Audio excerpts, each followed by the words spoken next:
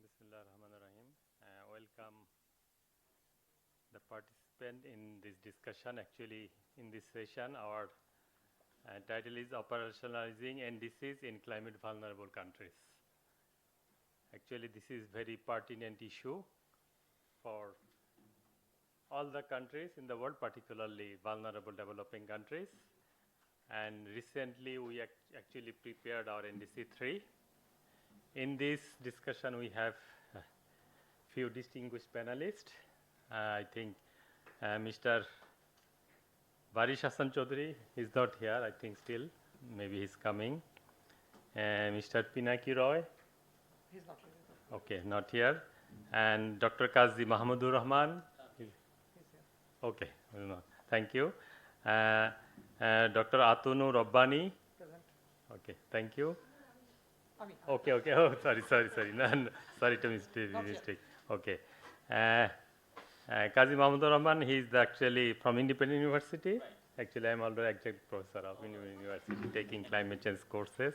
Now recently. And he is the professor of economics, University of Dhaka. Actually, for my place of work is actually I am Deputy Managing Director, PKSF. I am leading the Environment and Climate Unit of PKSF. Another panelist, distinguished panelist, she just arrived here, Sheikh Muhammad Mehdi Hassan, and he is also from Independent University. And recently he joined, and I have a long working relationship with him. And we have some distinguished panelists from the online, and Dr. Shaila Kedia, Director, Sustainable Development Outreach, Energy and Resource Institute, TEDI, from India, I think. And Dr. Asif Iqbal, Managing Director, Social Policy Development Center, Pakistan. And Dr. Ratnakar Adhikari, Executive Director, Enhanced Integrated Framework, WTO. He is from here? Geneva. From Geneva. And we have CPD Executive Director, Dr. Fahmida, as well as other distinguished participants here. I think there is a keynote presentation, and I think at this stage we are going to present keynote presentation. It is on NDC in climate vulnerable countries. I think you will cover the Bangladesh NDC, or she is covering Bangladesh NDC. Ms. Sabrin Sultana, Research Analyst, Climate Initiative from CPD, I think. No, I'm from Change Initiative. Change Initiative. Oh, Change Initiative. Okay, please, Ms. Sabrin.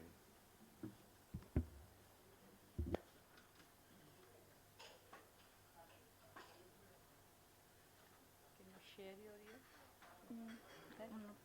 share your presentation.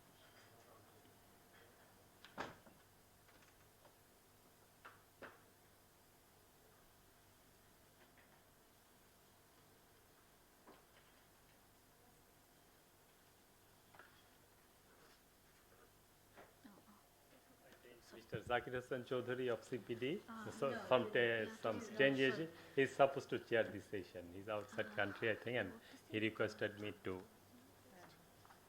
chair in this session.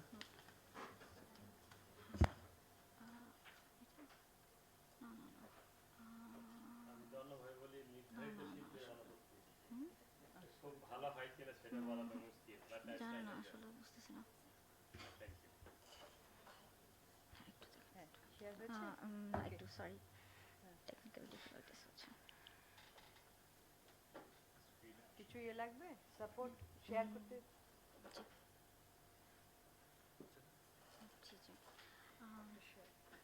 আমি আসলে নোটটা দেখতে পাচ্ছি না।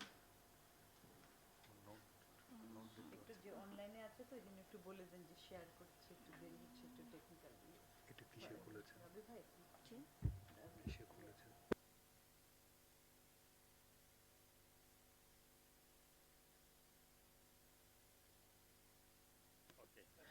For online participants, actually we have some technical issue and we are trying to show the representation in the screen. I think within a moment it will be okay, I think. Thank you.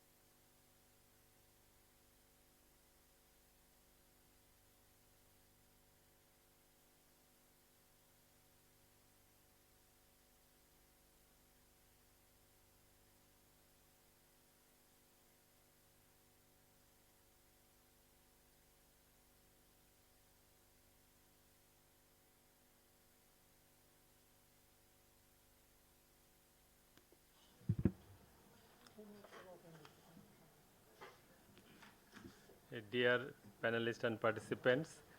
Actually, our technical problem will be solved out very soon, I hope so. And before that, actually, we can discuss about our NDC, which is already submitted, which is already submitted to the UNFCCC. And before going to keynote presentation, let us let us get the impression of our distinguished panelists, discussant. First, I could invite Dr. Kazi Mahmudur Rahman, Professor and Researcher, Independent University, Bangladesh. Dr. Mahmudur Rahman, please. Thank you. Good afternoon, and thank you for giving me the floor. And so basically, as you can see, that's so I used to teach and also involved in the research. So what I see, that's the issues is on operationalization NDC in the climate vulnerable countries like the Bangladesh that's we're talking about. So I thought about, okay, so my discussions point will be sixfold. First, obviously, I'd like to talk about the brief about that's what's NDC 3.0 major takeaway and what's the point of departure from NDC 2.0. So, and it's always very helpful to go for the stock taking. And what has been achieved is on the progress cards. And then I also have gone through what's the peer actions. For example, like I have gone through the two sets of the countries. One is that same set of the vulnerability like the Bangladesh, and also the countries which have the same setups of economic progressness. For example, like Vietnam's and others. So they have a vulnerability, but they have got same set of progressness. So I want to see that's what the peer actions and on the critical assessment. And since I belong to the non-state actors, so what could be the role of the non-state actors? And last but not the least, on the critical assessment, so I would be read through some of the before NDC 3.0, some of the pledge from various organizations and how it has reflected in the NDC 3.0 and what the missing points. So with this note, so we know that NDC 3.0 is obviously that's like the other countries has got all the promises that's mentions, keeping in mind with that's Paris declarations, and obviously important milestones of the total investment that's for the Bangladesh perspective on 116 billion USD, which is, and as you can see, that's there is a shift from NDC 2.0 to the 3.0 is all about that's earlier it was the setting a targets, now is all about implementing the target. That's, I think, on the positive notes. And obviously there is on qualitative aspects of the more 2.0 quantification or quantifiable 3.0. That's more on like policy leverage or the way that we've been looking for. And finance part, it was on external hope. Now we do have, we call that conditional and unconditional, and is a 20-80% caps. And obviously the element of the ownerships. Earlier it was on ministry-wise, now it is all about that. The term is like whole of the government that comprising state and the non-state actors. And some of the promising, obviously, climate ambition, credibility, energy efficiency, green jobs and social benefit, and for the first time inclusions of the social justice elements and other, and obviously international support funding, strengthening institutional governance. These are that all point that I could say that's is on a positive note. Now the idea was that's way forward, operationalization. That's on like the actions. So I would see that's first phase should be from pledge to plan. For example, this is the pledge and how we are going to transform it to. So I would like to see that's it needs to be a breakdown. And obviously when you're talking about the breaking down, so obviously we need to see that's actionable plan for the key sectors. And when the key sector is there, obviously there is also breaking down the priority of the key sector. For example, as we are talking about that price inflations and others, so are you going for that measure in terms of other way around poverty elevation, or are you going to go for that installation of the solar? So I think that's the trade-off is also important. And assign ownership. So that's also important because we talked about ownership. Now it's really, really linked about that how we see about that ownership. Now, as we mentioned, that's in my onset of the discussions, I have gone through some of the peers. For example, the Vietnam, after that NDC 3.0, they have got a number of consultation operationalization. And interestingly, like 5 on the health, 2 on that energy. You see that, so they have their own priority, and they have identified that if it is not that health is the first priority, then without that healthy workforce or the healthy populations is other will be nullified. So I think this is the way that how we talks about that priority. Now, mainstreaming into national development planning, we talked about and mentioned, but how we are going to the mainstreaming? Obviously, there is a talking about the project needs to be linked with ADP and midterm budgetary framework, but how it needs to be linked, who is the monitoring, and how it needs to be monitored in the local organization level. That's, I think, is quite important. Now, as a part of the NDC 3.0, MRVs and other, there is a websites and other, but if you've gone through the websites, I think still it's not user-friendly, and it needs to be done lots of the work in terms of really the state and the non-state actors. If you really need to work on that's the data, I think that needs to be put in the emphasis. Now, one of the aspect was that I mentioned in my discussion that's number of before NDC, I know that's various stakeholder has proposed various proposals that what needs to be included as a part of an NDC. Now, I just mentioned of the couple of issues. I just gone through that's child, women, and the youth, the proposal from the UNICEF and others. So one of the proposal was that due to the climate vulnerability, there is a school dropout. So there was a climate-friendly infrastructures for particularly for the youth. That's confined to the schools and other. But if you've gone through the NDC 3.0, you can find that the climate-friendly infrastructures has been mentioned only for the livestock. So you see that's how really the priorities and others. So I think that's the organizations who had put through their proposal NDC 3.0 has not been mentioned. So how they came up with this sort of like, since this is not in the documented, so but this is also important. I think that post 3.0 NDC also need to look at that perspective. Now, the second part is that is operational, is a building environment and governance and the finance. So we all know about that's 20-80% the conditional and unconditional. But I think that this is also quite important, defining, are everyone in the same page of understanding what is conditional, unconditional, what is the way that's that element. I think that part is also important.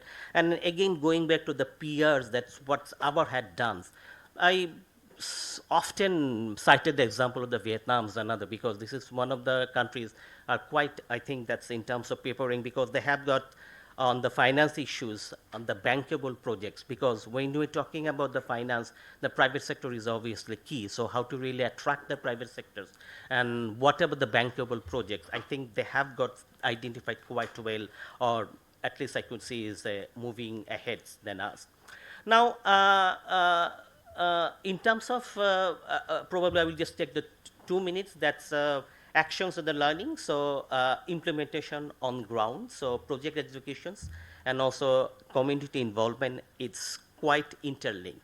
So without that community involvement, so it's really, really very difficult for that project implementations. And obviously, for example, some of the tailored strategy for the high vulnerable countries like Bangladesh and so that need to be taken, and obviously focusing on adaptation, loss and damage prioritize the co-benefits, and obviously that element of the co-benefits also needs to be taken in consideration if we really wants to operationalize that NDCs.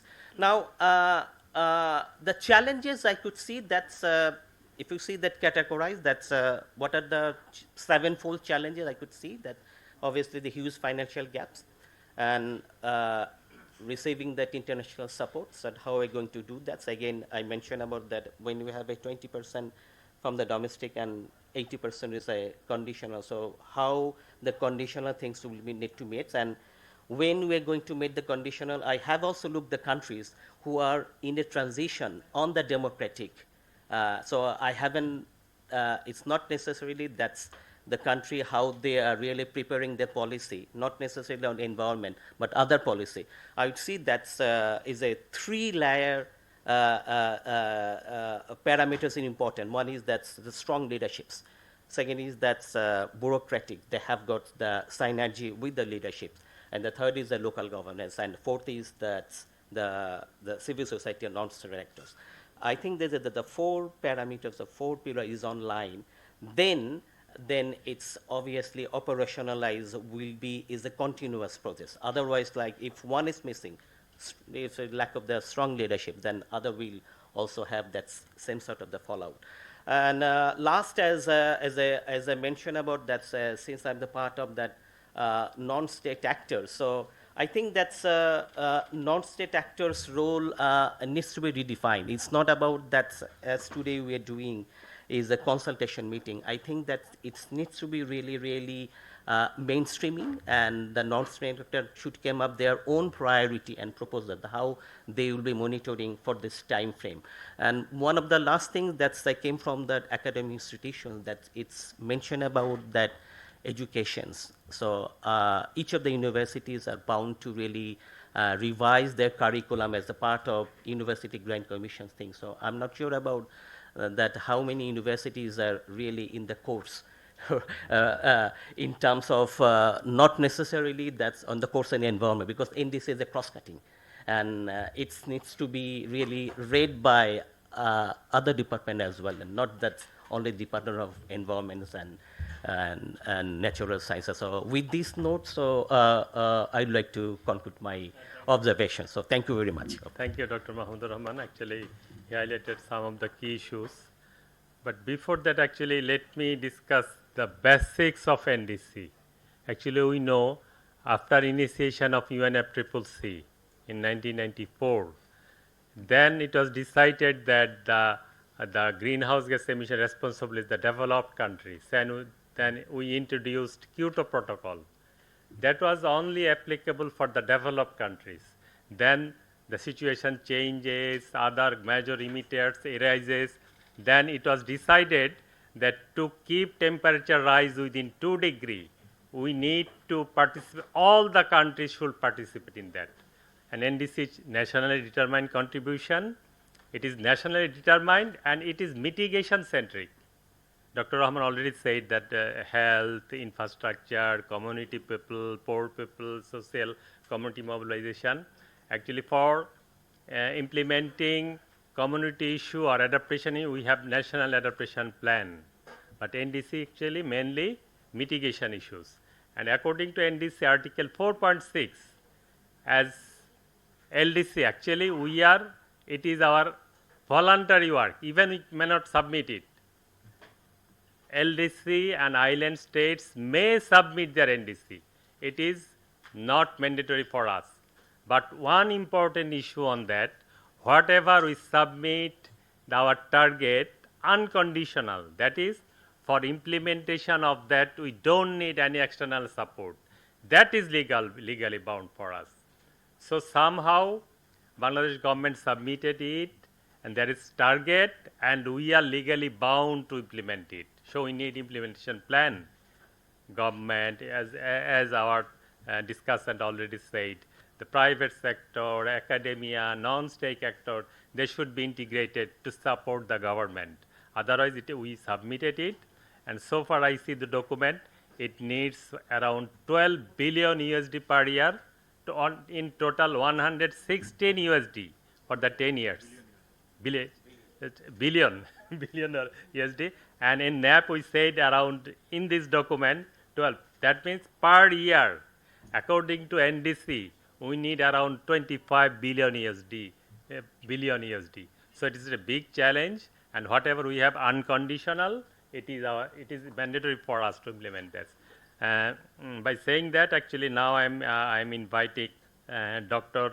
Ratnakar Adhikari. Actually, he's from WTO, from Geneva. He's online. Invite Dr. Ratnakar to the she. No, she. Okay. Okay, Dr. Ratnakar, please. Floor is yours.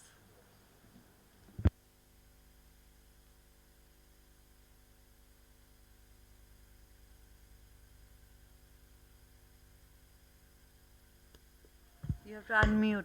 Yeah. Okay, please, Dr. Ratnakar, please unmute your microphone. শোনা যাচ্ছে না তো? আমাদেরটা শুনছে না তো। Do you hear me? Do you hear us?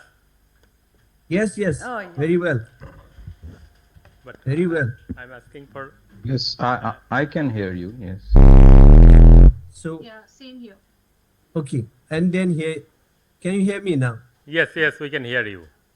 Okay, okay, let me go, go Okay, to my please. intervention. Thank you very much, Mr. Moderator, for providing this opportunity and also providing the guideline and reminding everybody that whatever is the unconditional part is our responsibility. But so ours is a manage here in the WTO. It's called Enhanced Integrated Framework. It is essentially trade and investment capacity building program, but we've made climate change one of our cross-cutting issues, and that's how we work with countries to support them on various areas of mitigation, adaptation, resilience building in a way, and then also in terms of climate finance mobilization. So based on my experience of having worked with almost 51 countries so far, including some of the recently graduated countries, there are a few concrete examples that I would like to share with you this afternoon. And even before I start that, I would like to take this opportunity to thank Famida for providing this opportunity to me. And my intervention focuses on 4 interlinked areas that I believe are central to making NDCs a reality in climate vulnerable economies. I mean, in the case of Bangladesh, you just released the 3rd version of it, but then there are many countries which are in the process of designing and updating their NDCs. So in so doing, I'll try to provide concrete example from LDCs, the least developed countries or recently graduated countries of intervention that have promising potential. Let me divide them into 4 parts. What I've tried to do is to focus on clean and accessible energy, which is very, very important for LDCs, sustainable waste and circular economy, resilience building, and climate finance, which is the enabling system. So my first point is clean and accessible energy, and it underpins every other sector. Without affordable and reliable energy, no transformation is sustainable. This is more acute in the case of LDCs, where more than 500 million people do not have access to electricity, with electrification rates of just 52% against the global average of 90%. However, those countries that have achieved 100% electricity access, even when they were an LDC such as Bhutan, have powered almost its entire electricity needs by clean energy, hydropower, which we know very well because it's in our region. And Bhutan has now harnessed the potential of hydropower to tap into new sources of growth, including green cryptocurrency and green hydrogen. Today, Bhutan is the 4th largest sovereign holder of Bitcoin, holding US dollar 1.3 billion worth of Bitcoin, which is around 40% of the country's GDP. For other climate vulnerable countries, the immediate priorities include expanding decentralized renewable energy system for productive use, such as solar powered irrigation, cold storage and agro-processing, promoting local manufacturing and recycling of renewable components, and strengthening regional energy cooperation to reduce trade costs and increase the scale. So clean energy is the foundation on which every LDC ambition can be built. Second one is the sustainable waste and circular economy. My second point is on sustainable waste and management and the circular economy, a domain often overlooked but increasingly relevant for climate vulnerable economies. As highlighted by the World Economic Forum, the LDCs are becoming destination for digitalization related waste, making e-waste management a crucial climate and development priority. Rwanda offers a powerful example, yet another LDC. With support from us, Enhanced Integrated Framework, the government established a national e-waste policy and entered a public-private partnership with Enviroserve Rwanda, which is a Dubai-based company. And they created this Enviroserve Rwanda Green Park to set up state-of-the-art recycling facility. The facility refurbishes, repairs, or recovers parts from over 600,000 electronic items annually, creating over 300 green jobs and formalizing what was previously an informal and hazardous sector. Rwanda is also introducing extended producer responsibility mechanism and expanding nationwide collection points, ensuring that the producers and consumers alike share responsibility for circular e-waste management. This demonstrates that even in LDC's context, e-waste can be transferred from an environmental liability into a source of green growth, resource recovery, and climate mitigation, all fully aligned with NDC implementation. For other vulnerable economies, formalizing e-waste system and embracing circular models offer a low-cost, high-impact pathway to operationalize LDCs while promoting youth employment, innovation, and environmental health. Then the third point is resilience building, which is for many vulnerable countries, not an aspiration, it is a condition for survival. The example that I want to share with you is that of a Pacific country, Vanuatu, closer home. Vanuatu seafront rehabilitation project that we supported. It is a very interesting example of a project which was supported by the EIF in the aftermath of Cyclone Pam that hit the country in March 2015. So we initiated the project by supporting them, giving them a seed capital of 3.15 million, and the project started in August 2015. They also mobilize additional resources from the government of New Zealand to the tune of 15.8 million US dollars. So with this total cost of 18 million plus, almost close to 19 million, they were able to rebuild the seafront infrastructure. And it's a kind of the infrastructure that they have in place right now is much more resilient. The same magnitude of cyclone cannot destroy them. But at the same time, it has provided an employment opportunity. Because of the upgradation and rehabilitation of the seafront infrastructure, instead of one cruise ship coming to the country, coming to the city of Port Vila every week, now 2 cruise ships are coming. So as a result of which 1,500 additional tourists are visiting the capital city. 1,500 additional tourists are visiting. So because of that, they are able to attract 80,000 more tourists, which means employment opportunity for them. And this is a livelihood opportunity, particularly for market mamas who used to sell in the handicrafts and other products in that area. Now we've also helped them to reconstruct the pavilion where they used to sell those products, and as a result of which they have been able to enhance their livelihood options and opportunity. So that's one example I want to share. Now let me come to the example and wrap up by providing the example of climate finance. It is the single most critical piece of NDC puzzle. At the latest Bangladesh, the NDC of Bangladesh, which you mentioned, Mr. Moderator, and Famida also wrote an article on this last week. It makes it clear ambition without adequate financing remains aspirational at best. If you look at the total figures that you mentioned, Bangladesh has pledged to reduce emissions from energy sources by 26.46 by 2035. But achieving this will require around 116.8 billion over the next decade, with 25.95 billion from domestic sources and 90.23 billion from external partners, and which you mentioned just now, Mr. Moderator, that it's not it is not the binding part. But then we can look at it from this perspective, that if we contribute to these aspirations or goals, then we will also be able to create other kinds of opportunity, economic opportunity. Of course, trade-off is important, but at the same time, we need to be mindful of the fact that there are opportunities also. There are several challenges when it comes to mobilizing climate finance, both at the domestic and international level.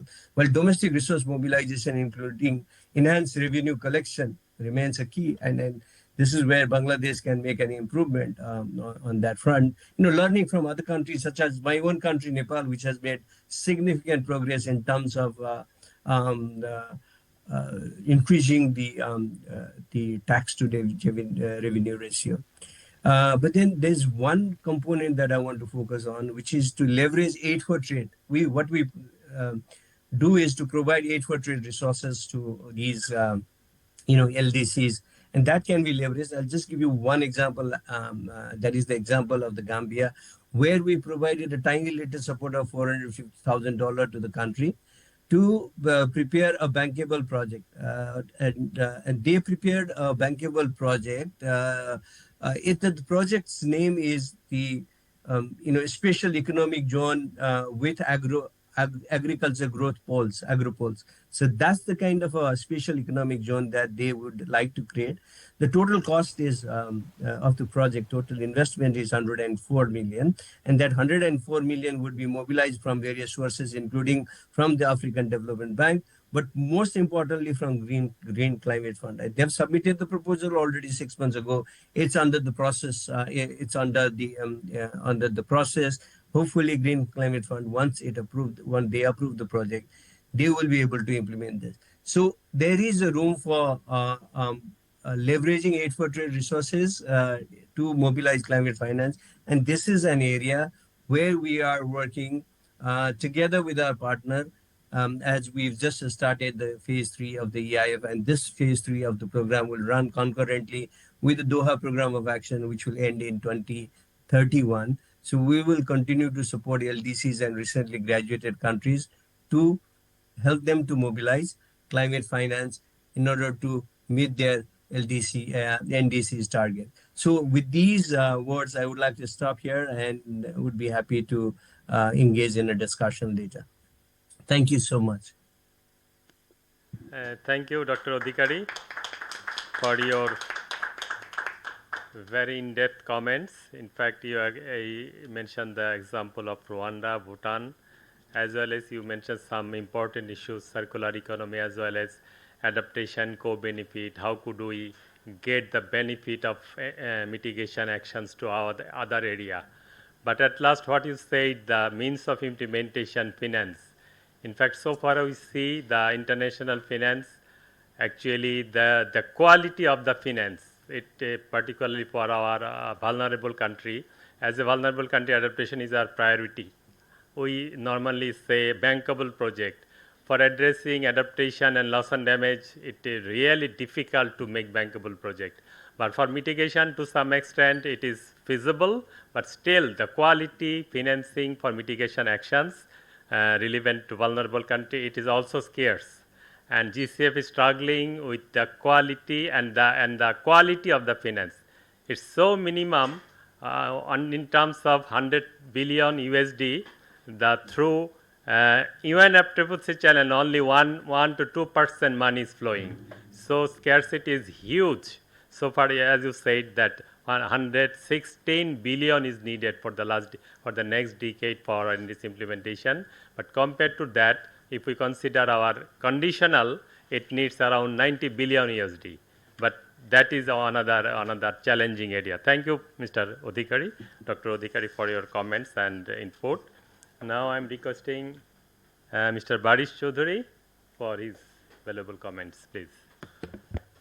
Thank you, Rabi bhai. I'll keep it quite short. And I think I'll start with the positives. I think that's always a better thing to do, to start with the positives. Some of the good things about this NDC and the process for making this NDC that are commendable. The main thing that I think is very commendable is that there's been an attempt to align policy here. What we've seen in the past is often we'll make a lot of plans that have nothing to do with one another and will often contradict one another. And then we'll design policies that contradict those as well. But this NDC has tried, I think, to align with the existing policy infrastructure, which I think for when we're talking about operationalizing it or implementing it, this is definitely a good step, especially with the adaptation plan. The fact that this is very much sort of taking that into account, the previous policy infrastructure, that's a good thing. There's been quite a few wins for civil society who I think I represent in these spaces, such as the inclusion of just transition into this for the first time. There's quite a lot of inclusion of youth for the first time, which is a good sign. And there's some robust sort of operationalization measures also that are mandated within, such as creating an NDC advisory committee, which gives some accountability to the implementation. The negatives for me are not necessarily to do with the process. I think we can always complain about the process that, oh, we didn't have enough consultation, these people weren't invited, I wasn't invited, etc., etc. But that's always going to exist. And I don't think there's much point in complaining about that after the fact. But what I do have certain complaints about is between NDC 2.0 and NDC 3.0, what we haven't seen is an increase in ambition. The mitigation targets, both unconditional and conditional, have remained stagnant. There is a stagnation happening. And this fundamentally, I think, what we've seen in the last few years, globally as well, that in Bangladesh we know all too well, is that climate change is accelerating and climate action is more and more urgent. So in that space, to not see, an increase in ambition, and there are of course many factors for that, I'm sure, but the point remains that we haven't seen that increase in ambition over the last 5 years or so, especially when it comes to renewable energy deployment. I think the previous speaker mentioned that, we have to focus on decentralized renewable energy. This is something that is working in many other countries. For us, unfortunately, especially when we talk about increasing the share of renewable energy, successive governments, I will say, have focused on big projects, scaled projects, not as much on the decentralized, not as much on the individual consumer scale. Most of the electricity that we use in this country is not for industrial purposes, it's for household use. And therefore, the target cannot only be, how are we going to green industries? We have to also think about how are we going to green households? How are we going to get this down to the individual consumer level? We talked about the differences here of the conditional targets and the unconditional targets. I will say that the industrial process chapter and the waste chapter have almost zero unconditional reductions, right? And these are two major sectors. So even if they were, unconditional efficiency improvements, unconditional leakage plugging, like there is definitely things that we can do domestically to improve our practices in these sectors, which I don't think is necessarily reflected or that we're pledging. The when we're talking about reducing emissions, especially from the energy sector, there's, this is something that we also complained about with the renewable energy policy that came out earlier this year. There isn't a roadmap to phasing out fossil fuel infrastructure, even outdated fossil fuel infrastructure or technology which is subcritical at this point. We haven't committed to anything like that in any space. And we need to figure out, if we're going to improve efficiency in these sectors, that how are we actually going to phase these out, and then how will we replace the demand. And there's many such things in various sectors that are missing from this document that we can poke holes in. For example, on transport, we currently have a policy infrastructure where we have high tariffs on EVs. We currently have we haven't set up enough attention on we've only put attention really on urban transport like BRT, MRT, and EVs, but we haven't talked enough about rail electrification across the board in the NDC, on construction, on captive industries like steel. And I think my last 2 points. One is that one of the things that I think really is missing is our work on energy performance standards. Because the only way we're going to operationalize and achieve the targets of efficiency increase and things is to have minimum energy performance standards across the board on targets, key sectors. And the last thing I want to talk about is, of course, we always say that this is always going to be conditional funding. Rabbi Bhai just gave us the stark number, right, of how much money we actually need to do this, and that's a lot of money that we don't have.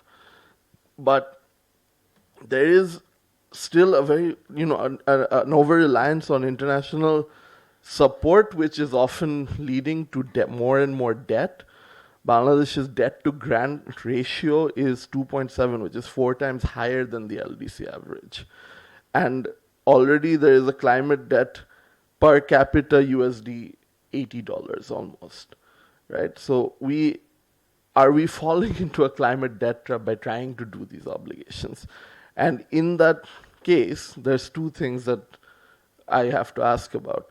One is, how can we change the paradigm internationally about what is being considered climate finance, and highlighting how that climate finance in itself is almost a poison pill for countries like ours. So how can we make appropriate funding flows which are not only adequate but also appropriate and can be absorbed by countries like ours? And the second is about how can we actually tap into creating domestic instruments and frameworks around this. How can we actually raise money domestically to implement these things, whether that's through taxing polluters, taxing carbon, creating carbon pricing mechanisms domestically. There's quite a lot of things that can be done, but not necessarily things that we have done or are taking the steps yet to do. But, the previous speaker also mentioned that domestic revenue collection is a big challenge. We know this about taxation in general in this country, that revenue collection is a huge challenge. But it is something that we need to start focusing on. A couple of years ago, there was something that they called the first carbon tax in Bangladesh, which was on ownership of cars. If you own 2 cars, you have to pay more tax, etc. I have no idea if that worked. I have no empirical data to say whether that was successful in any way, but it is something that we do need to create more domestic revenue collection frameworks if we are going to do. This is our plan. This cannot be a plan that is completely conditional on if someone else will give us the money to do that plan. We have to find a way to do it ourselves. Thank you. Thank you. So many important points, but let me say few points. In fact, we are climate vulnerable country. Our priority adaptation. We are struggling to meet this demand.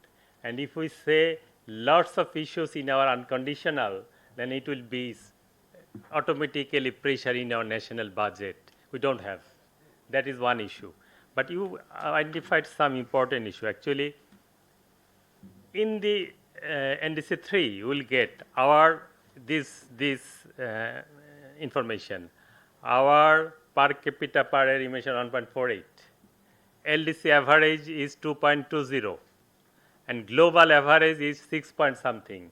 It does not mean that we will not try to reduce emission, but we are far below still, but we need to improve our governance. That is obvious, not for only for mitigation, not only for NDC, it's applicable for everything. As unconditional is legally bound, so governments normally they are skeptic, they are conservative on that. But still, I think our NDC is to some extent ambitious, I should say. And actually, whatever you said, that there is a figurative one point that actually covers the transmission, leakage, this and that. We have another separate point on that, current NDC. So the people behind the NDC actually they tried to address as much as possible. But one very important thing, for NDC it will be global compliance mechanism. We are bound to submit report every 2 years. It is called biennial transparency report, and we have to comply with the UNFCCC. It is legally bound. So mitigation target we should fulfill. No compromise on that, because we are in the global architecture on that. But our challenge is mainly on adaptation. It is not legally bound. They are poor people, the grassroots people. They don't have the they don't have the voice. They don't have the advocacy, and the government should consider on that seriously. And now, point, Mehdi, please. Now I am requesting Sheikh Muhammad Mehdi Hassan. He is the adjunct assistant professor, Department of Environment Science and Management from Independent University. Mr. Mehdi, please. Thank you, dear moderator. So he is one of the seasoned climate negotiator. So that's why he was highlighting the negotiating points of mitigation and adaptation. But my perspective would be a bit different. So the title is Operationalizing NDCs in Climate Vulnerable Countries. By the title, so there is a notion that definitely climate vulnerable countries, for any climate vulnerable countries, adaptation is priority, definitely. So I'm not deprioritizing, but I am focusing a bit, I'm focusing the topic from a different perspective. So in Bangladesh, just a couple of months back, the Doctors for Environmental Health, so they conducted a study and they identified that annually 200,000 people are dying every year due to air pollution.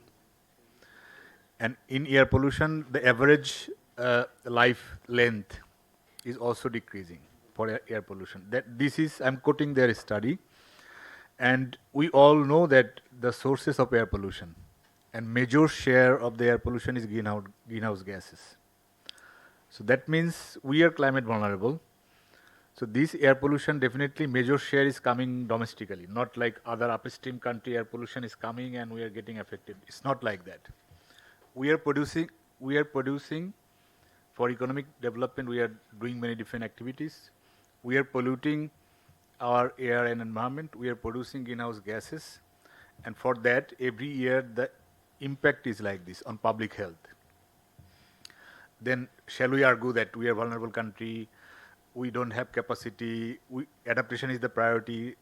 Let's not talk about mitigation. So this was a kind of narrative couple of years before, and the narrative is changing.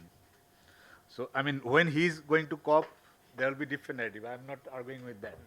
I mean, the COP narrative is different, but when we are talking in Bangladesh, the reality is also a bit different, and we need to analyze the same topic from different point of view. And from that point of view, when we are developing our public policy, where shall we focus? And we appreciate that government of Bangladesh prepared NDC 3 and submitted, so now it is compulsory to report on that. So it's a good point. But not all the moment we shall argue that mitigation we don't have capacity, adaptation is the priority. Let's not talk about mitigation in NDC. Domestically, it's not a correct public policy. I would like to repeat, domestically, it's not a correct public policy. We shall really think differently. So that's one point. We have national targets from different sectors like energy, and then agriculture, forestry, FLU, and then industrial IPPU, waste. There are different sectors and the targets are already set, and in the NDC 3 all those targets are well articulated. So if we focus now on the topic of the session, operationalizing NDC. So well, we have a good NDC. I agree with Barish that it's relatively good. So if we focus how we can implement the NDC. So for implementing the NDC, we need to downscale the targets. We have ministry-wide targets. And under that ministry, who is going to implement those targets? For example, if we consider the Ministry of Power and Mineral Resources.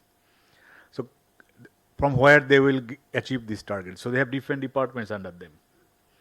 And different departments will implement different programs. And this will accumulate and aggregated figure will be given to the reporting mechanism that they achieved that percentage of greenhouse gas emission reduction.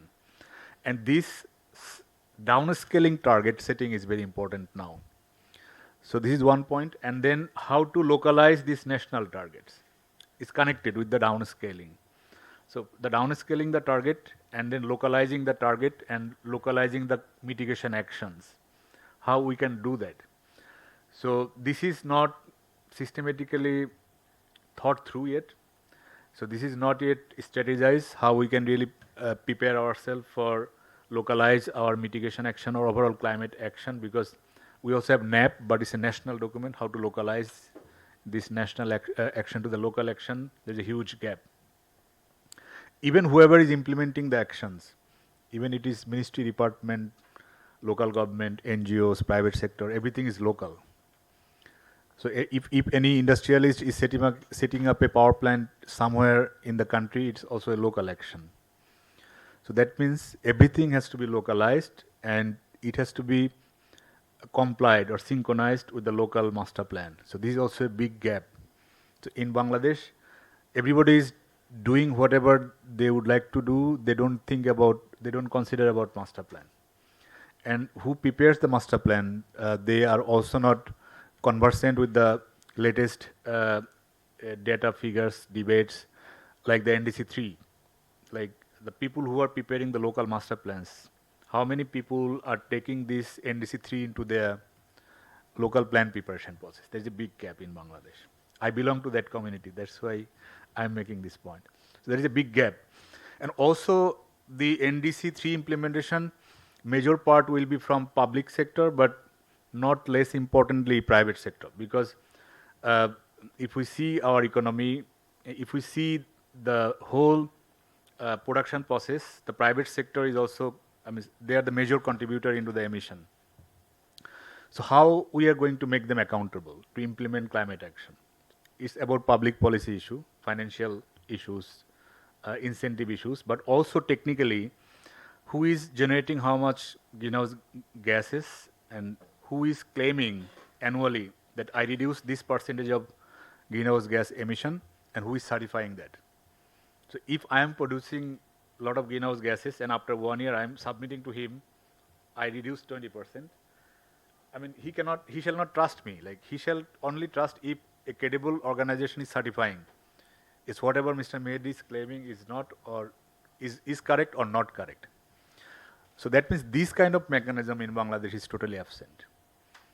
So we need to think about that seriously, how to develop these kind of mechanisms to develop local climate action, to implement local climate action, and also to verify whether these are credible or not, whether these actions are really reducing greenhouse gas emission or not. So this is one very big area to focus on. Otherwise, if we only think about who is not giving us money and who is giving us money, like if we only talk about that, even if we have money, he's a finance guy. Even if we have money, we really cannot implement quality climate action. If we really don't focus on those issues, like the issue I mentioned, these mechanisms, procedures, and the capacity, as well as the technology. I mean, developing mitigation solutions or as a whole climate solutions, we need technology, right kind of technology. So do we have that kind of technology? Do we have that kind of technical competence? Do we need to learn from others, other country or other organizations? So that means learning, knowledge management is another area of improvement. Unfortunately, in Bangladesh, this culture is not that advanced. Not only this area, but overall. As a nation, we are not knowledge-based. Well, many people will claim that we are knowledge-based, but in true sense, we are not that knowledge and evidence-based country to make any decision. Not public policy, even in any decision, we don't take care. We don't care about knowledge. We don't care about research. We don't care about managing. We don't care about learning from evidences. So that's one big gap that we need to address on. And then the last point from my side is database. In Bangladesh, for implementing NDC, we need a kind of baseline. Well, we have target, but we really don't have baseline. At the moment, in Bangladesh, who is producing how much greenhouse gas emissions? Disaggregated data, sectoral, disaggregated data, we don't have. And there are scientific innovations available to capture, I mean, not to capture, but to count that who is producing how much greenhouse gases, credible amounts. If we don't have that baseline, then how are we going to claim that we are reducing this? And this is needed for our public health. The figure I shared with you is for me, it's for my family, it's for my children. So it's for the next generation. If we really cannot keep our environment clean, forget about NDC or getting money from Paris protocols. You forget about that. If we really cannot make our environment clean, if we really cannot keep our air clean, then we cannot survive. So there is another dimension to consider. So these dimensions shall not be presented in international climate negotiation, but it's another dimension that is not discussed enough. I'm closing. If you have any question, then. Yeah. No, thank you. Thank you, Mr. Mehdi. Actually, we have open discussion later on, but you have highlighted some important point. Actually, government should have some policy facilitation so that the private sector and other sector could come forward to address our mitigation issue. As Barish said, that some kind of tax incentive, it is absent. In some cases, it needed tax incentive, but it is not there. So government and for mitigation, actually, policy support is very important. Then private sector could come forward. Thank you, Mr. Mehdi. And now I'm requesting Dr. Shelly Kedia from online. She is from TERI, the Energy and Resource Institute. He is Director, Sustainable Development and Outreach of TERI. Dr. Shelly, please. Thank you, Chair. And thanks to Center for Policy Dialogue, thanks Famida, thanks Atiya, and thanks to the entire organizing team for this very timely dialogue. I actually have not been involved in Bangladesh NDC, but generally like talking about vulnerable countries and the ongoing discussions at the multilateral level. I will just come and provide my inputs from that perspective. The Paris Agreement, which marks a decade this year, gave the world a collective blueprint through the NDC. And of course, this year is the year of NDC 3.0. And it's quite encouraging to hear the discussions about the detail in which Bangladesh's NDC 3.0 has been ongoing in this particular dialogue.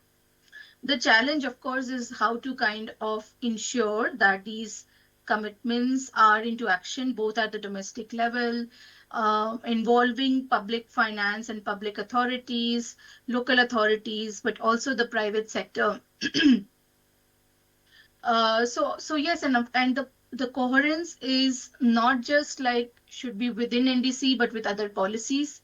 Often we find that sometimes the coherence and conflict also is there with other sectoral policies. For example, it could be agriculture related fertilizer policies related to increasing productivity through fertilizer use and so on and so forth. So I'd just like to make 3 points in general for NDCs and vulnerable countries, and I would say that that would be same applicable for any NDCs, including in India. Um, um, for example, when we talk about institutional, first point would be institutional coherence and governance integration. Bangladesh, of course, has been implementing climate budgeting, and that's one way of looking at better horizontal coordination. But still, I think much needs to be done in terms of breaking the silos. And what often happens, and of course, this point does remain that, who was involved in drafting the NDCs, etc. And often the lead is there with the environmental ministries. And I don't know how much role do finance ministries play a role. So I think finance really needs to be very core when we especially talk about public finance, because come what may, international climate finance is definitely important considering the nature of the global issue. But there are also some actions that have to be taken at the domestic level, along with, of course, hopefully, international climate finance coming through. So integrating NDCs at all level, multi-scale planning and budgets is very important. So I think that's very, very key. And I think there is enough examples of budgeting, and whether you call it climate responsive budgeting in India, we have green and climate responsive budgeting also, which I think needs to be done at all levels. And also resource flow needs to be flowing at all levels of governance, for which, of course, you need taxonomies for public finance, but also for the banking sector, because there are many spaces when we talk about energy solutions or when we talk about decentralized energy solutions. This was mentioned in the past by the past speakers as well. Quite a lot of it is really market ready, and it can actually come from the private sector. In India too, most of the capacity in renewable energy expansion is actually coming from the private domain. Another aspect in light of the discussions around the global goal on adaptation, of course, there is a whole list of 100 indicators, and which will be deliberated further on. But when we look at SDGs, experience about having 169 targets, more than 200 indicators, I do think there are lessons to be learned with respect to synergies between and co-benefits, as also was mentioned prior from the SDGs experience. So like SDGs, hopefully, like the global goal on adaptation should be adopted, of course, at the international level. And then, of course, this can be contextualized at the country level. And the only thing is that we really hope that this global goal on adaptation had come much before, just like the climate goals, they should have actually been agreed on much before. But nonetheless, drawing also on the national adaptation plan, these indicate there can be like indicators around vulnerability adaptation that can be formed up. Of course, the success will lie in integration, and I cannot emphasize enough on that. Like, you can integrate all these in public finance to begin with, at least as far as adaptation is concerned. And then, of course, we'll have to see how market is ready and how bankable projects are ready as far as adaptation. So far, the evidence has been minimal. And finally, again, wanted to mention that when we talk about international climate finance, and this year again at the COP, there is a strong focus on, again, trying to deliver on, going back to the $1 trillion goal and see how international climate finance can, and this is more like a, in terms of the actual provisioning, we hope that something comes out of it. But again, having said that and having taking a critical view as what has been the experience in countries as far as climate finance is concerned, it is definitely very top down, continues to remain either very top down and country centric. A federalized model really needs to be done, something which is not a very long process, because often in our interaction with local authorities, and especially when we're talking about addressing vulnerability and those aspects of NDC, that's very important that climate finance be federalized. And so that's the other point, and we do hope that even at the international level, when we're talking about the global goal on adaptation, that's clearly recognized as well. So yes, I mean, all said and done, we think that there are enough communications, whether they are the NAPs or whether they are the NDCs or whether they are the, the biennial update reports and long-term strategies, and so many of them. I do think it's time to have, time has come to have a, very integrated framework. Otherwise, we're just going to talk in terms of silos. There are so many communications and commitments that can fill libraries. What we really need is paradigm shifts, of course, at the international level, but also ensuring that there are no conflicts with other policies, not just within the NDCs, but outside the NDCs, to truly and truly address the issue of climate change, including for vulnerable countries. I'll stop at that, Chair. Thank you, and thank you for this opportunity. Over to you. Thank you, Dr. Shelley, for your valuable comments. Actually, you particularly highlighted the integration between the mitigation, global goal on adaptation, SDG, and other sectoral plans. It should be integrated. Climate change is very much cross-cutting issue, in fact. Actually, we are to some extent behind on the schedule. Our last but not least, definitely, speaker. Someone from Pakistan? And the? You want to online? Finish the online? Oh, online? Anybody from online? Yeah, there's somebody from Pakistan.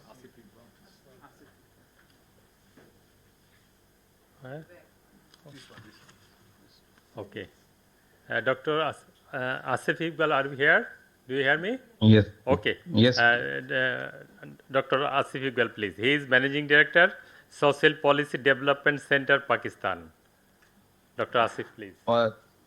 Thank you, Chair, CPD, and participants. I would like to share some insights from Pakistan and also highlight some general issues which I believe are very much relevant to the South Asian context, because we all share same kinds of issues, of course. As you may know, Pakistan contributes less than 1% of global emissions, yet we are among the most climate vulnerable nations, suffering with repeated floods, heat waves, and glacial melt. In the recent past, I mean, the 2022 floods alone caused over $30 billion in damages, pushing millions into poverty. And now, most recent, the 2025 flood affected around 8 million people. So while climate change is, we can say, it's a major contributor to these disasters, but the issues related to weak governance and lack of real political commitment of respective national governments cannot be overlooked. Pakistan has recently updated and submitted this NDCs 3.0, which commits to 50% reduction in projected greenhouse gas emissions by 2035, and compared to a business as usual scenario. And as the other NDCs we see in other countries, the reduction is comprised of conditional and unconditional. So in the case of Pakistan, it's 13% unconditional and 33% conditional, which relies, of course, on receiving international finance, technology, and support. And the key new feature, what we can say of Pakistan's NDC 3.0, it includes specific mitigation priorities like expanding renewable energy to almost 70% of the installed capacity, and scaling up electric vehicles, as well as adaptation priorities such as climate resilient irrigation and urban resilience. However, Our experience illustrates that ambition on paper means little unless we can operationalize our NDCs into financed, measurable, and equitable action, which we actually don't see, at least in the case of Pakistan. We have a lot to do. So I'll briefly touch upon 6 or 7 issues which are very relevant to all of us. First issue that we face is the implementation gap. So what we see across South Asia, countries have submitted or updated very ambitious NDCs. So, but yet a serious implementation gap persists. So this gap reflects 3 kind of interlinked weaknesses. One is what I see institutional fragmentation, but in many cases we see that environmental ministries are often isolated from finance and planning bodies. Number 2 is insufficient integration of NDC priorities into national and subnational budgets, as has been highlighted earlier as well. And third, I think, is the limited and technical and data capacity to monitor results. If we don't have capacity or systems to monitor the results, how do we know that what we have achieved? So I think we must establish dedicated NDC implementation frameworks with clear mandates, result indicators, and accountability mechanisms. In the case of Pakistan, government is working to link NDC target with directly with public sector development program. We call it PSDP, and the provincial development budgets, which is on paper is a good model that can be replicated across the region. But due to usually what we see that due to financial constraints and to contain the fiscal deficit, so cutting PSDP budget is usually the first option for the government. So maybe civil society has to play its role in these kind of situations. That it's because what we see usually the X falls on the development budget. Number 2 is the climate finance, of course. I mean, what we see that it remains the single greatest barrier. South Asia needs hundreds of billions annually to meet NDC and adaptation goals. But access to climate finance is slow, fragmented, and most importantly is inequitable. The promise of, as we all know, that the promise of $100 billion per year remains unmet. And the distribution is still skewed toward mitigation and middle income economies. So there has to be, I think, simplified direct access to global funds for accredited national institutions, and global partners need to make post-2025 climate finance network predictable, transparent, and equitable. Third issue is, as I just mentioned in my opening statement, is measuring, reporting, and verification, the MRV system. So without robust MR, we cannot prove the impact or build trust.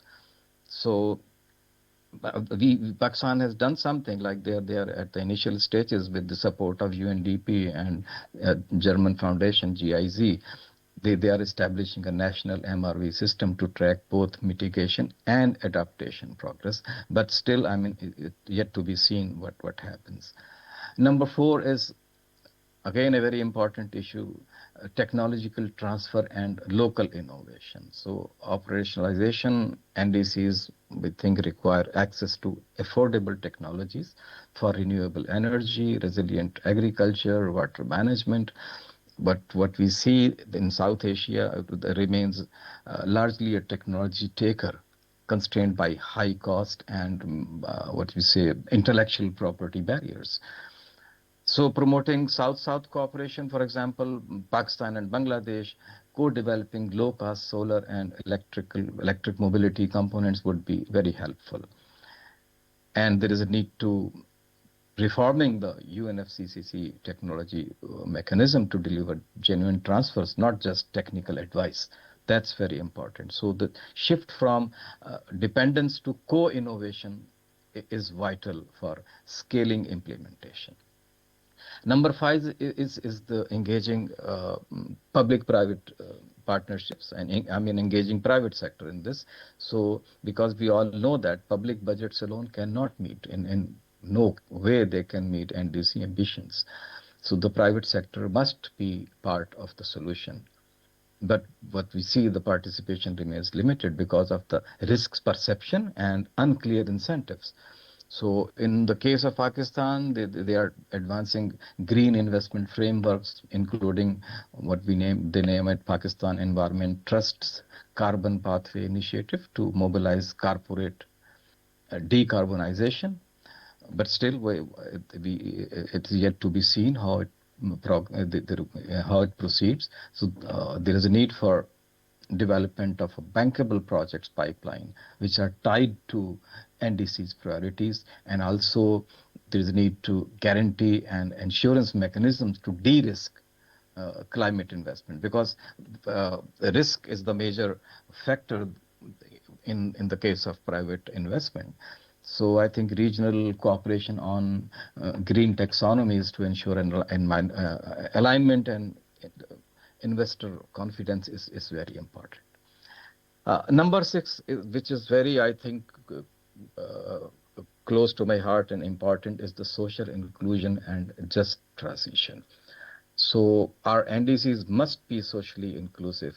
I mean, protecting those least responsible yet most affected. Women, informal workers, marginalized communities. We all know that they bear the brunt of climate impact. So Pakistan's adaptation energy, it does integrate gender-responsive planning and community-based resilience in post-flood reconstruction. And we have seen some good example, of course, here.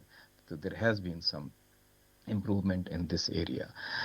And the last issue that I see is the global structural challenge. At the global level, climate vulnerable countries still face systemic inequities in financing access, technology ownership, and market participation.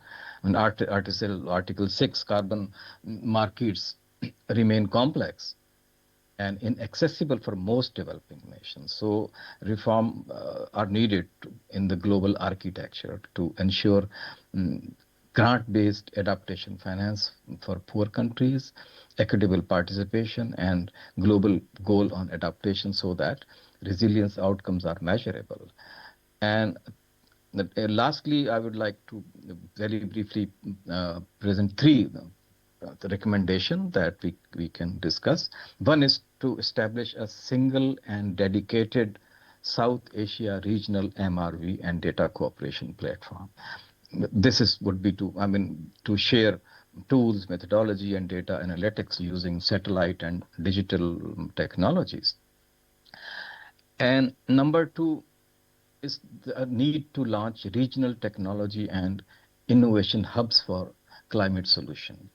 We have regional hubs and initiative, for example, ICCAD and Climate Innovation Challenge, but I think a single comprehensive regional hub is not yet established. So, and what we see in the current hubs that we have, there are of course issues. South Asian technology and innovation hubs, they lack capacity, and infrastructure gap are there as well. And another issue in these things is the regulatory inconsistencies and uneven digital inclusion. So I think we need to develop regional centers for renewable energy, resilient agriculture, and water management that can focus jointly on joint R&D and affordable energy transfers through South-South cooperation. But this is a recommendation. We can talk about this. And lastly, is the operationalization of global loss and damage fund, with direct access for local governments and communities. So we know that inadequate funding, access challenge, and these are already there. So we need to address these things as well. I stop here. Thank you very much. Thank you, Dr. Asif Gali. You highlighted so many important points. I cannot capture all of your points, but you mentioned some important points for regional innovation and technology hub. I think to share the data, local technology, South-South cooperation, and even you also highlight adaptation, loss and damage, technology transfer, all of the issues, carbon market even. So I listen your deliberation. You have very in-depth knowledge on all the different dimensions of climate change. Hopefully, in future, we will make a regional cooperation hub so that we can exchange our innovation, technology, our database like that. And now, actually, we are. Anybody else? Now it is 3/4. Actually, in that case, maybe open discussion we can squeeze. Okay, but last speaker, I think. Okay, okay. Go after Miss, her. okay, okay, Miss Sabrin, very brief, and then we'll go for that. I won't have much to say. Okay, please. No, no, no. Okay, Please. okay, please.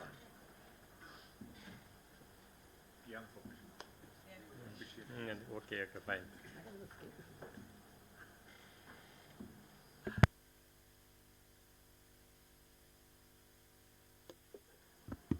Slides. Thank you for giving me the opportunity. I'm Sabrin Sultana from Change Initiative. I'm working as a research analyst at Change Initiative.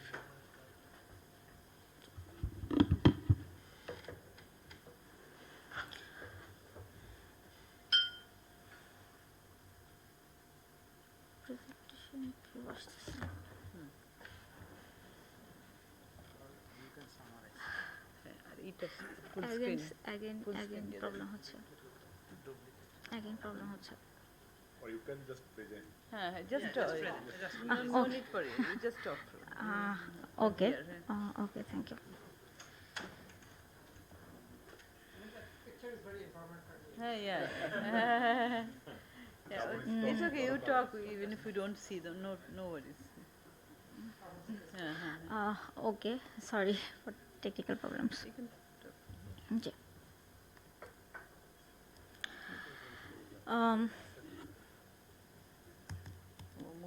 Move করছে না। আপনি একটু talk from your mobile. Okay. So, if I talk about the NDCs targets, in the first NDC, Bangladesh pledged an unconditional reduction of 5%, that is 12 million ton carbon dioxide equivalent, and a conditional reduction of 10%, that is 24 million ton carbon dioxide equivalent by 2030. In NDC 2, the ambition increased to 6.73% and unconditionally and 15.12% conditionally. However, under NDC 3.0, the unconditional target slightly decreased to 6.39% and the conditional target to 13.19%.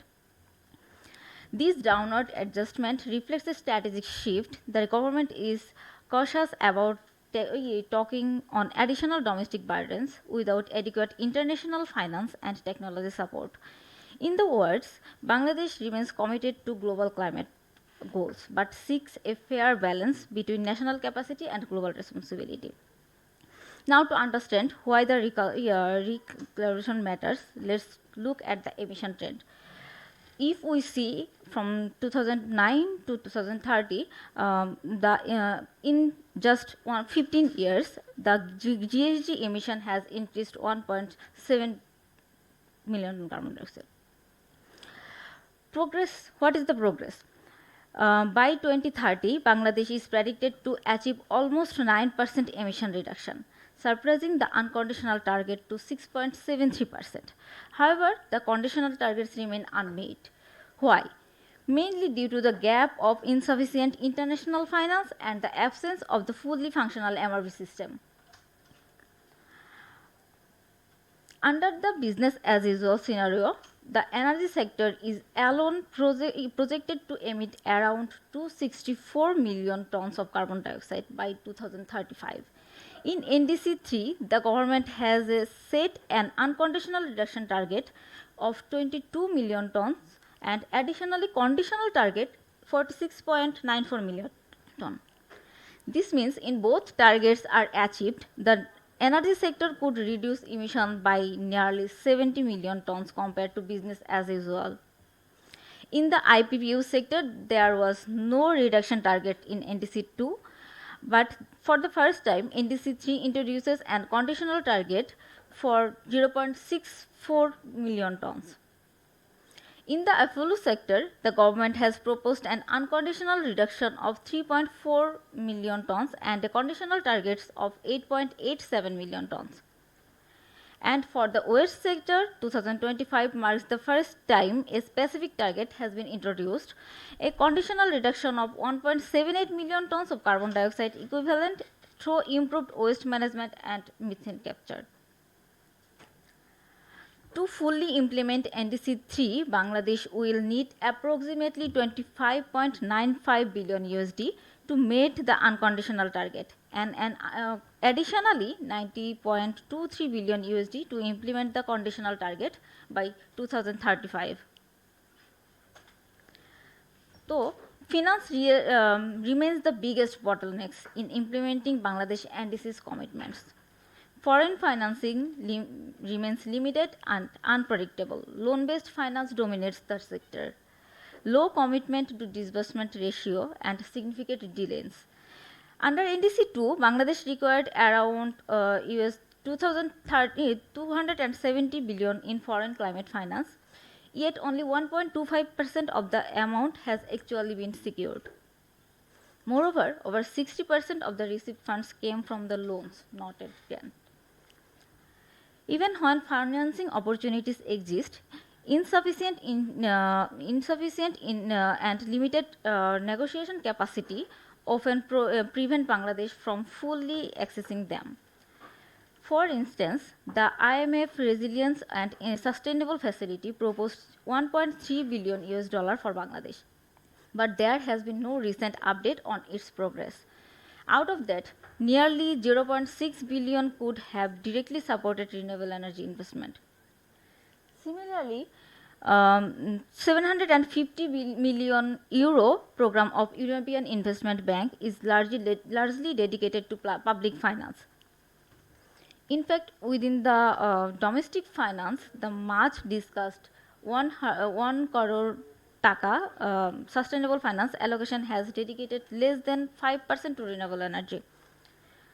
We also lost access to the potential of 40 million fund from the Global Environment Facility due to procedural insufficiency and the ERD.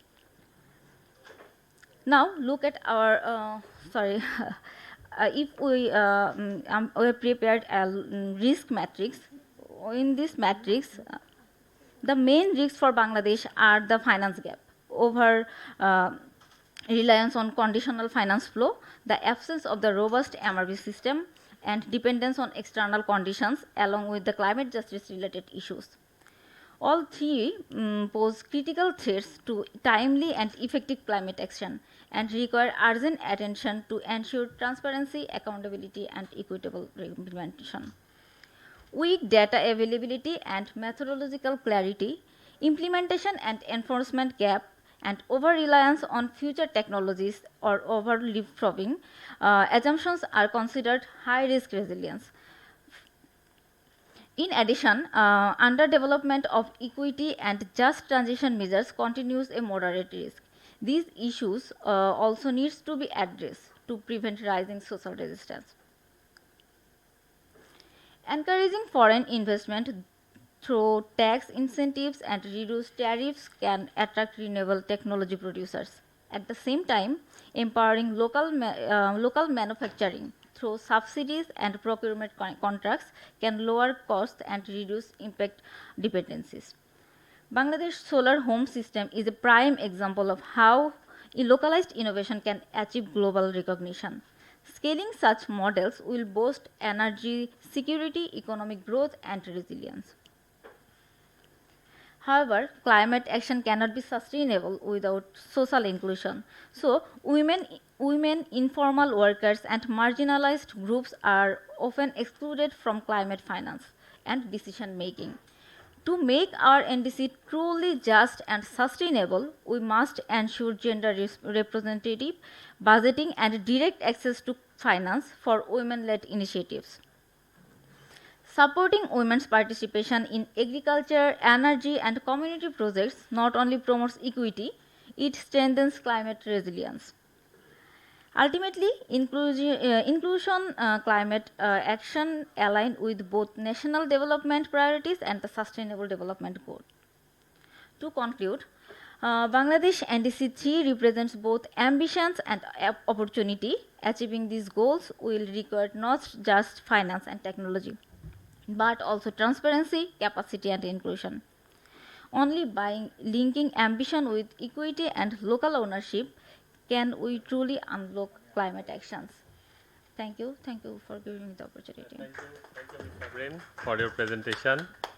Actually, you highlighted some of the important points from our NDC 3. Actually, in fact, one thing you can include, you said the percentage in terms of it is lower, but in terms of quantity it is increased, even hugely increased, although percentage is less. So it is important. And another, actually, you highlighted that it's we don't know what is happening on the IMF climate finance. What is the quality and quantity? How much it is working? That is one of the gap. And another important point in your presentation, that we are getting only 1.25% is something like that to implement our NDC. It's very meager amount to get from the international sources. Thank you, Mr. Sabrin. Now, our last hour is very important, and our last speaker, best one is the last one. Yes, true. I inviting Professor Rabbani. Thank you. To say something on our NDC implementation. Thank you. Let me just set the timer first. Anyway, so thanks so much. First, a confession, I'm a very latecomer to the climate change party. I mean, this is the end of the world party anyway, so might as well be here. I'm also like a bona fide academician, and I'll actually I'll let you know what I mean by that. So I started reading the NDC, the second version and third version, with all the tech bro language. They're called 2.0 and 3.0. I don't know why, but I'll play the game. They're a very strange document. I don't know if anybody here who is involved in developing that project. By the way, since I'm the last speaker, I have an advantage of kind of referencing to a lot of people that other people say, so I'll take advantage of that as well. So Mehdi Bhai said something about the knowledge society, and this is probably a document, as an academician, I find very strange, because there are a lot of numbers there, and they don't say where those numbers come from. So I find that very strange. So whenever I write a paper and try to publish it, it goes through peer review. I have to defend every number to the third reviewer after fifth rejection. And if 300 people read that paper, I'm like on the moon. And this document will make such a big difference, supposedly. I don't know, probably people don't pay attention to this kind of documents. And I don't even realize whether there was a peer review, who read those things, so that's there. Again, I'm new to the party, so bear with me. Okay. So if I take those numbers very seriously, and that's where so Barish Bhai said something about that it is not super ambitious. There was a op-ed yesterday which said it was comprehensive. So let me just put you some, I won't tell the number, but I'll just try to say what my takeaway. So in 2035 is kind of the target here, and there is some target mentioned there. So in 2.0 version, in the 3.0 version, the baseline is actually higher. So in 4 or 5 years, we actually completely failed to do whatever we wanted to do, because we could not even stick to a baseline, which is about 3% higher. You can say it's very small. And the target, the emission reduction, for both conditional and unconditional, they're actually in absolute term lower. So if the baseline is higher and if the absolute term is lower, then we are actually committing to a lower percentage decline than 2.0. So I don't know, again, what to make out of it. Maybe it doesn't matter. So as we heard in the morning session, our contribution is less than 0.5%. And we also should remember that, and I actually found, I'm looking at Famida here, but something that the German gentleman said, that they're 2%. But also think about our per capita emission is actually 20% the global average. So we're asking ourselves, since this is our document, this is our voluntary commitments, to make a transition which is probably costlier even when our actual consumption per capita is really, really low. And there is no prior example of a country to have a good development experience without per capita energy consumption much higher than that. So there is no development without energy consumption. It actually has not happened. So how we are going to do that? I don't know. Even to make ourselves breathe, we need energy. So that's there. That doesn't mean we should not contribute. In most days, I'm staunch Kantian. So if there's a moral commitment there. If something that we expect other people to do, we should also probably do it. So that's there. And I'll try to bring some optimism that Barish Bhai already mentioned, but in a slightly different way. So maybe it doesn't matter. Why? Because if there's money on the table, people will pick up. And there are actually some good example. I'm really sorry that Faisal from Center for Operational Development, Brack University, has left. Think about our RMG sector. There's actually a lot of our industrial, the factory, they're adopting really large-scale energy, renewable energy technology, solar installations mostly. And some of them are actually run really well. If it is done properly, the energy cost can reduce by about 26%, which is substantial. So this is from our own research. And I actually had a very nice picture. So, for example, and then if you do net metering, you can actually give it back to back to our grid. Then the engineers will come to the table and say, like, our grid is actually, for example, if all our factories, those who can, adopt solar panels and give back their surplus energy to our grid will fail. Our grid actually not has the capacity to absorb those kind of surplus energy from those decentralized sources. So there should be a huge, there needs a huge investment in updating our grid. There are a lot of other issues, but about 30% of our RMG apparel factories have already adopted, so which is a good thing, but most of them are actually not using it for production. What's the point? The point is, I've been hearing about a lot of this finance issue since morning, and there's not enough money. I think if those who can, if it is, if there's a business case to be made, our industrial sector, our private sector will actually put up their own money for that transition. That's kind of our experience. And I'm saying not, again, academician. I actually have some data to back it up. How many of our factories can do that? That actually remains a question. Some of the factories actually say, look, I have actually surplus capital, but I don't have enough roof space. Why don't you allow us to actually do some sort of forestation in Rangpur or pay someone else to make that transition, but give us carbon credit. But we don't have a carbon market. It's glad that there is a parallel session going on, and in some alternate universe, we are probably there. But it would be actually very interesting if we kind of maybe NDC and can have a combined session where these kind of things can be thought of. Last point I will make, and where I think there's a lot of money to be made. Sorry, we are leaving money on the table and we are not picking up, right? So a strange thing about environmental economics that there are products which actually has negative pricing, but it can actually deliver what we are expecting, right? So what I mean by that? So for example, if you have a solar panel, it will actually cost us money. However, and this is the point I'll try to make very, very sincerely, emission is done by where exactly we are. And where exactly we are? In cities, in urban centers. That's where will be the primary source of emission in Bangladesh. Now think about, so much interesting, and I actually have the graph open here. There's the cost of abatement is actually negative. Which one has the lowest cost? Bus system optimization. So if we have a proper mass transit system in Dhaka, which is housing 20% of Bangladesh population, that will not only give us a higher return, and that will also actually reduce the carbon that we are trying to get out of our environment. But so far, interestingly, we actually have not talked about like proper urban city and how to make it, right? So we've been talking about, and that's kind of our responsibility. How to make Dhaka better?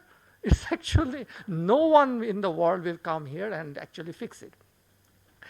Ratnakar ji talked about many different projects. That's another thing I'm actually not big fan of. We're talking about a lot of projects. I don't know. Like Dhaka, fixing Dhaka or Chittagong or Rajshahi or Khulna, it's actually not a project. That should be something that we should do it anyway. And when this mass transit system happened, actually, I want to show off your hand. How many people actually have ridden metro here? Has. Okay, so I'm glad. So this is actually majority. This actually not happens a lot in Dhaka, right? It will happen because this is only one line, and if you don't live in Mirpur, why would you take it, right? I mean, so that's a different story. So I think the urbanization and where people are, urban habitat, carbon sequestration is actually, I have not heard a lot about. So when we actually make our buildings, we need to, for example, our floor to area ratio is extremely low. We should actually encourage to make more taller buildings so that we have urban parks where we can breathe, and that there you will have trees, we will actually take the carbon away from the environment. So we are leaving a lot of money on the table.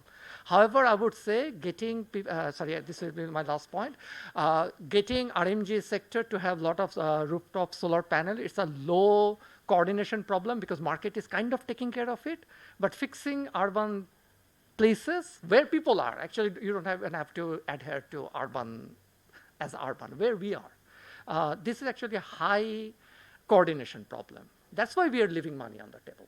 So how do we kind of fix it? I'm not an urban planner, even if I have a lot of renewed interest in our economic geography, I'll just leave it on the table because it's much easier to raise questions than answer them, right? So there you go. So I'll stop there. Thank you, Professor Rabbani, for highlighting some of the important issues.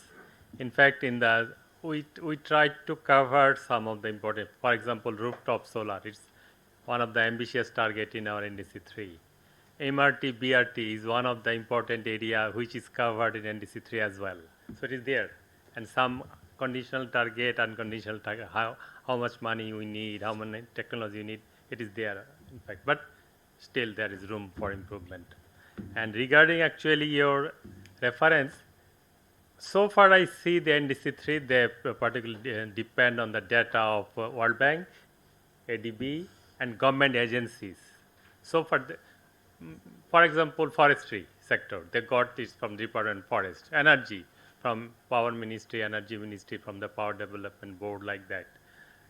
In our NDC 3, you have only 3 sectors, but in the NDC, first NDC, INDC, and now we gradually cover whole economy, all the sectors. It is gradually important. And for the first time, actually, we depend on our national financial resource to make the document. This is the first time. It is our own money to make this document. This is one of the important improvement. Okay, thank you all the panelists on the discussion. I think at this stage, Dr. Fahmida, do you want to say anything? Would you like to say anything? I would like to reflect the point okay. he was mentioning. And after Mr. Mehdi, floor is open for you. I'm an urban planner, so that's why I shall respond. Okay, please.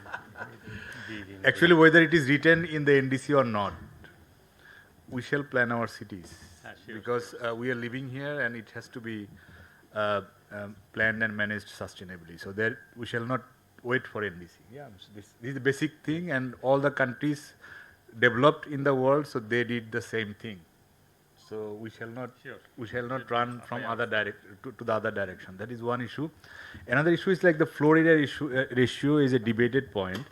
So just imagine in the Badda area, if we enhance the, or if we give more FAR, what will happen? So the complex land ownership system. So and the infrastructure facilities are there, like the road are very narrow, and then all the facilities are not there in the way it shall be.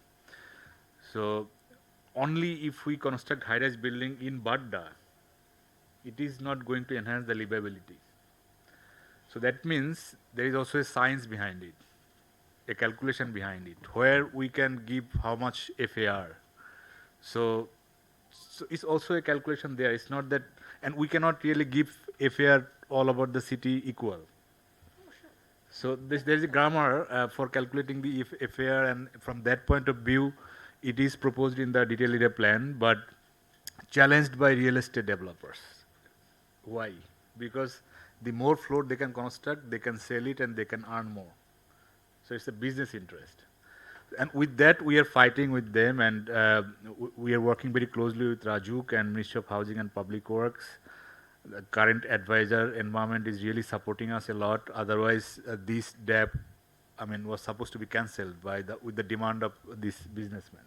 So she is in our side and really helping us a lot, so that the protection of the citizens' good, like the public good, is established, not the business interest is promoted.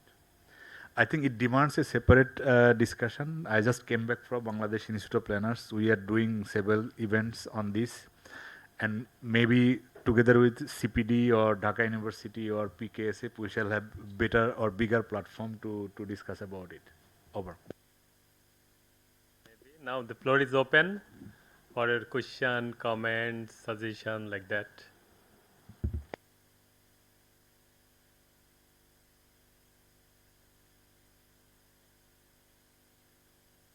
I have a very basic questions. I think Dr. Rabi, were you involved in NDC 3.0? I'm not involved, but You were. sometimes in the preparatory stage, sometimes they shared it with the common people. Then sometimes I'm invited to put my comments on that. But I'm not in the court. Because my question, simple question. Consultant, and basically it's some engineers from here and from other places. Simple question is that since NDC 2.0 has not been fulfilled, so why have we revised upward also? Yeah, so why is it so? As I said, actually, what is unconditional, that is the country responsibility, and Yes, who yes, implemented it. In fact, we implemented it, whatever it is, For our own. unconditional. But conditional depends on the international support. That is not fulfilled.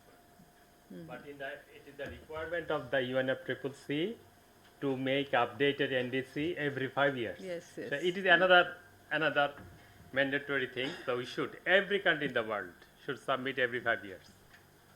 That is one of the requirement of Paris Agreement. Yeah, again, no, I'm glad that, I'm sure it's not difficult, but I would like to make 2 points, quick points, since the floor is so quiet. I think when we say business interest, there is a negative connotation, but I think the point I was trying to make, whenever there's business interest actually aligned with, say, a good practice, which has contribution to environmental positive impact, I think we should probably encourage that in some way, whenever that happens. So if it is, obviously in Badda it will be difficult, but since Dhaka is expanding so much, so like Purvachal or where, maybe it's more doable and where you can actually have those transport, because transport is very important for urban planning, right? So those are the kind of decisions. Again, since I'm so new to this thing, but as an economist, I'll always, for example, we are planning to commit certain amount of money, and the main question is, what's the biggest bang of the buck for that money in terms of getting carbon out of there, right? So if it is possible that Bangladesh doesn't have a comparative advantage in reducing carbon, can we pay like an Amazonians to actually, hey, you keep your forests intact with our money, So I don't know. It seems like we actually need a better global kind of carbon credit market where maybe whatever $100 billion that we are thinking about spending, or 25 billion, I don't know what's the unconditional amount, I forgot. If it is about global climate change, whether we should make that investment in Bangladesh, like return on investment, or somewhere else, and whether we will be accredited for that. I think that's also something that came to my mind. But In fact, as maybe you the said, we have other session is talking about it.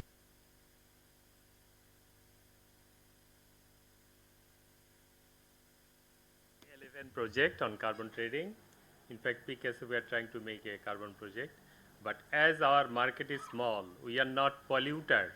So from business as well to reduce that, it's to some extent difficult for us rather than China and India, that polluter. Their baseline is coal, our baseline is to some extent gas to make it, and our market is small. So transaction cost, international transaction cost, technological support, validation, so many issues. Management cost is higher, but still we have another 11 projects on carbon trading under Paris Agreement. So we are trying to make it. It is already in the NDC 3 as well. Some portion is said this money will be generated through carbon trading. It is said in the NDC 3 in some areas.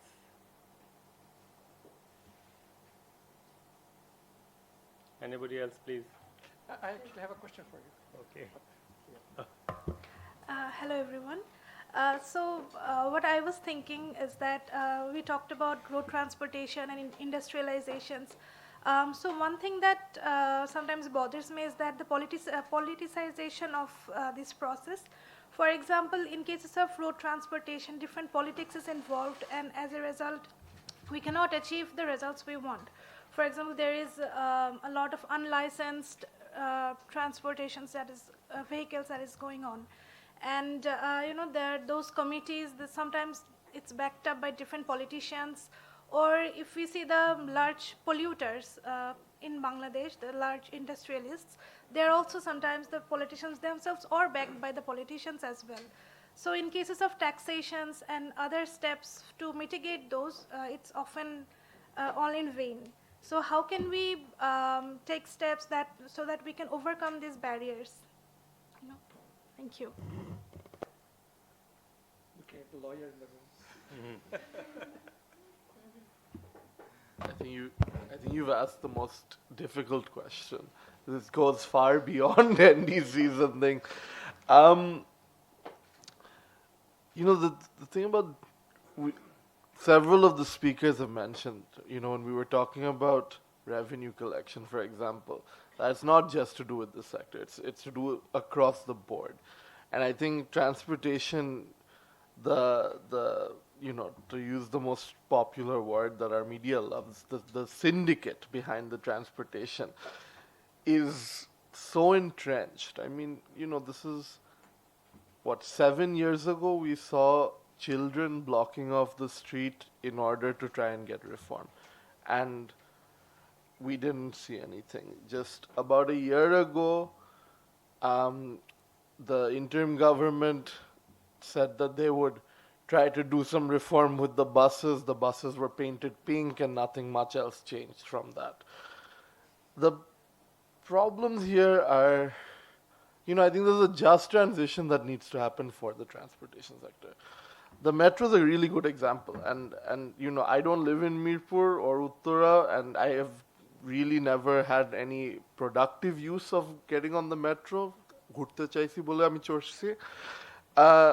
But it's one of these things where, it's so different. People talk about the metro doesn't feel like Dhaka. And the reason it doesn't feel like Dhaka is because it runs on time, it's clean, and it works properly. And we're just not used to that in this city, right? The only way that I see for the transport sector is that we have to actually, implement all of the rules of the road. Just getting out of my house, I live in Dhanmondi, and getting out of my house, I'll cross at least 25 to 30 vehicles on my street going the wrong side of the road, right? This is a very basic maybe the most basic thing, right?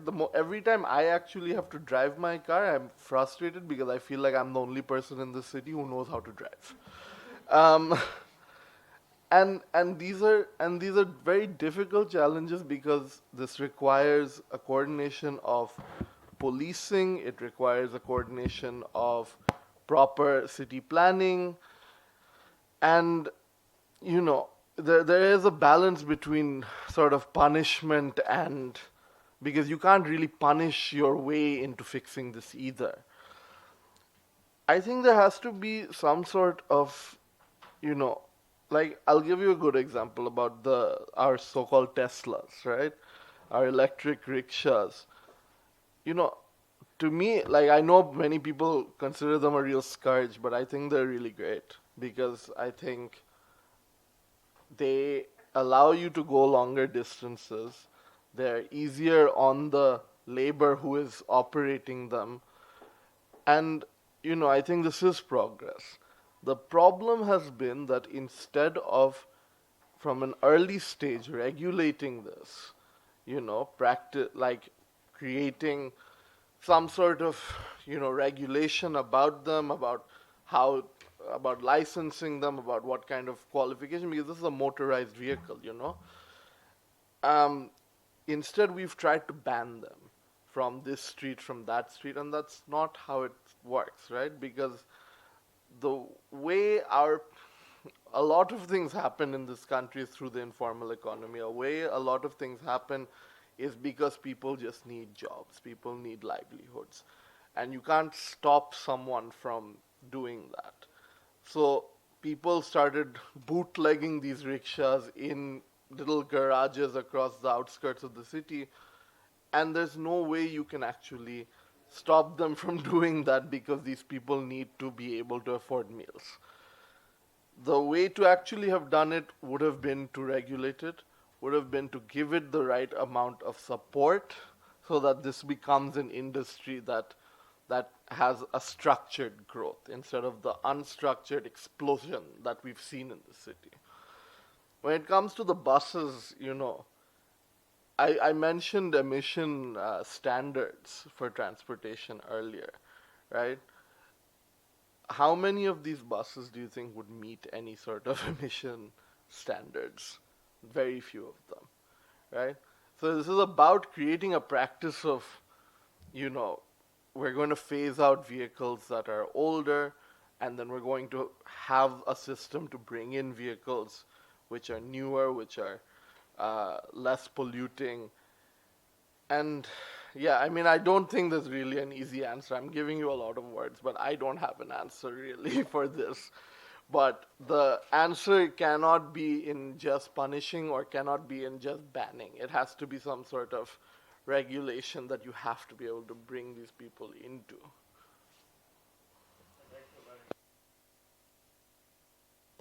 For addressing these transportation issues, so there are technical solutions, like the technical way of thinking or finding solutions, one aspect. Another aspect is management issues. And then the institutions, stakeholders involved in this process. So most importantly, most influential stakeholder you mentioned is the political people who own the transport system. So a couple of years back, so there was a hope, the bus route rationalization program initiated by late Mayor Mr. Anis. But later on, like, there were a lot of talking, but no implementation. So I think the politicians are also people, like, they are not bad men or women, like the businessmen or women. They are not bad. So I think if we can really bring... Real estate. I don't have a real estate company. So if we really, for finding solution, as we see that they are the barriers, I think we need to engage with them directly. So finding political solution without engaging with politicians will not function. So I think we, the non-political people, shall really engage, the academics, researcher shall really have regular dialogue with politicians, and we shall not really prescribe to them, like, because they also know the problems.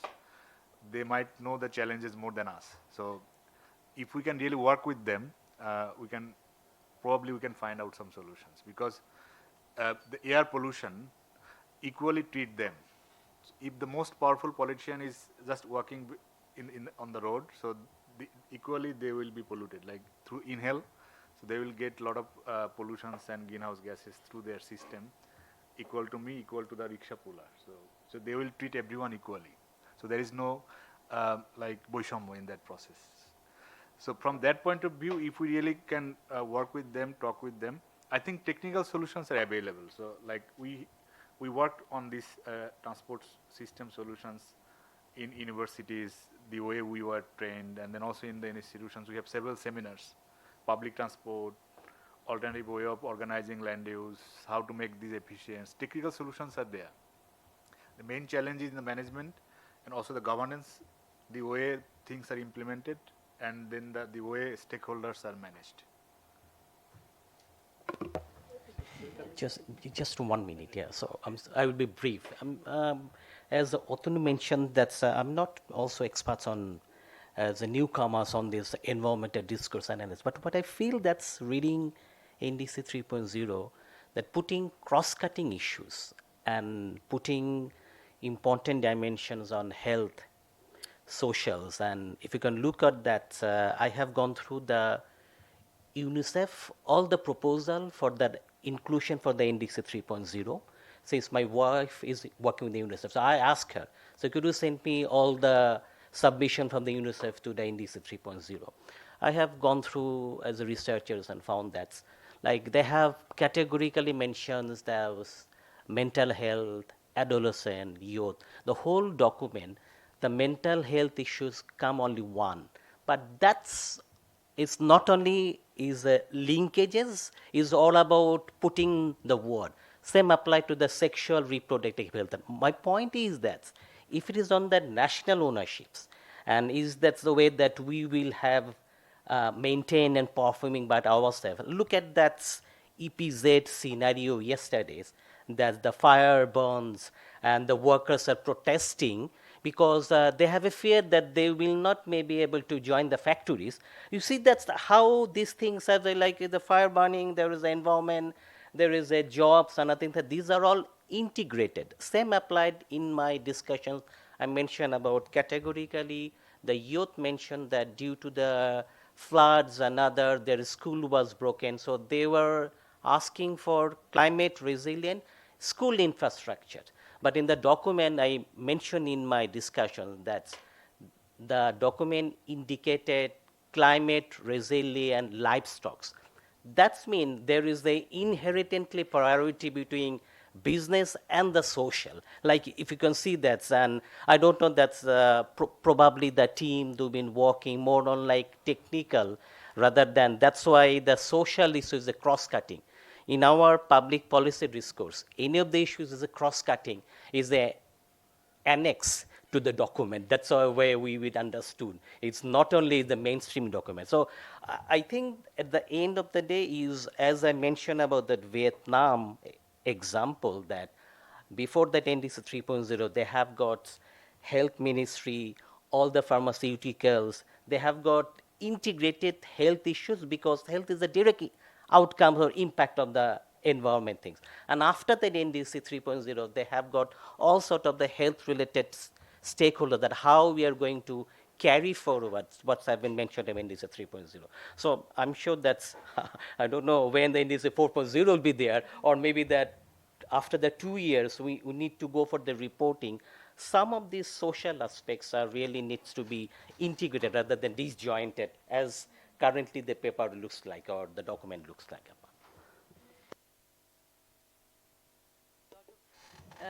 Lot of coherence issues are also coming.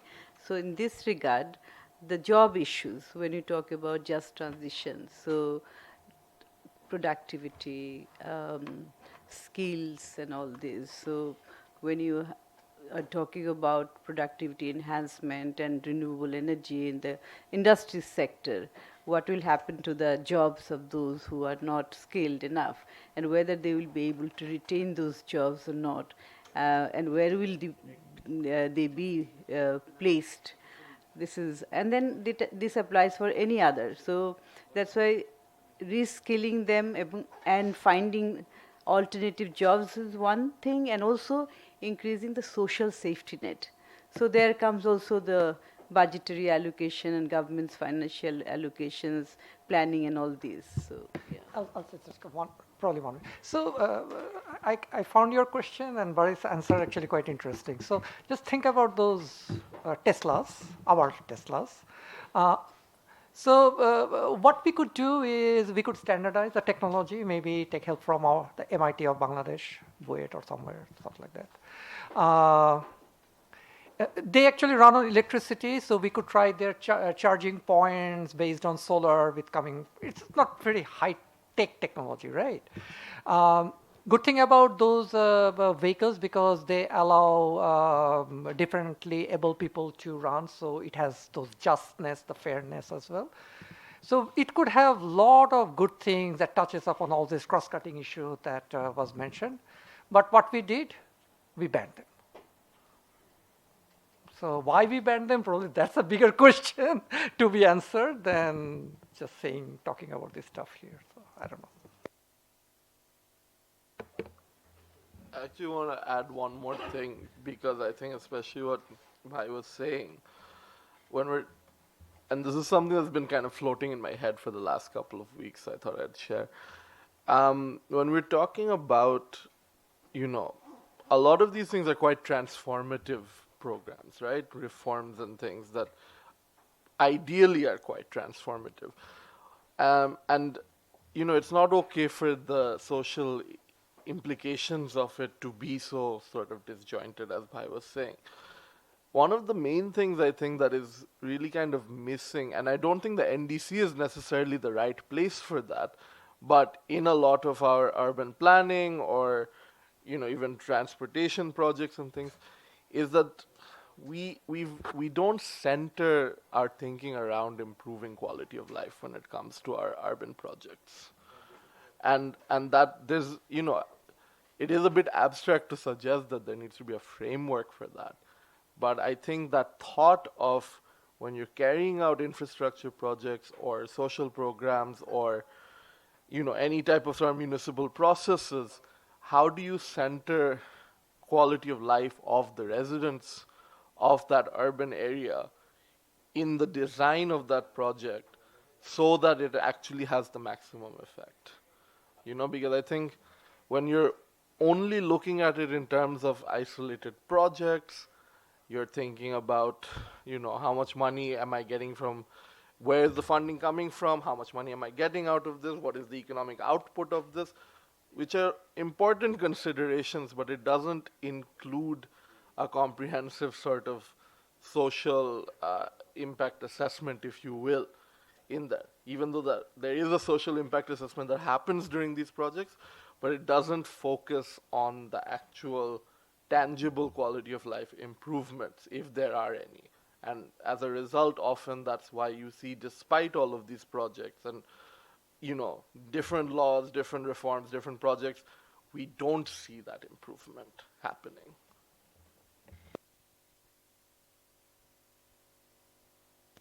It's the issue of compliance and governance.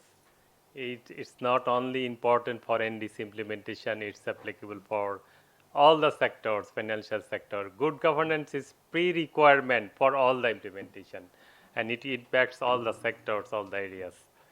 And regarding actually Dr.